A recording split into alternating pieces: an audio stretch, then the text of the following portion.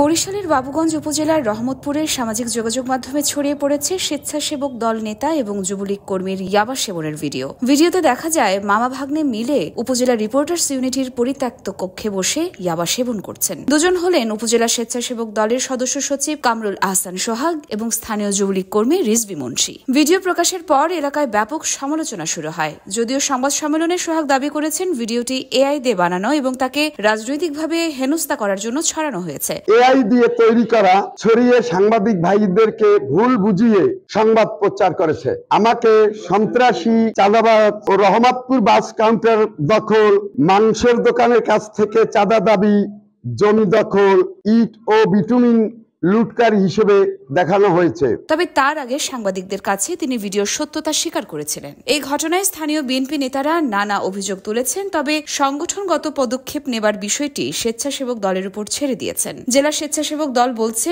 অভিযোগ প্রমাণিত হলে সোহাগের বিরুদ্ধে সাংগঠনিক ব্যবস্থা নেওয়া হবে। বাংলাদেশ জাতীয়তাবাদী দল কোনো অন্যায় প্রশ্রয় দেয় না। সে দলের যে পর্যায়ে নেতাকর্মী হোক না কেন, যদি আমরা এটা সম্পৃক্ততা পাই বা কিছু, সেটা দলীয় হাইকমান্ডের সাথে আলোচনা করে যে সিদ্ধান্ত নেওয়া, সেটাই আমরা নেব।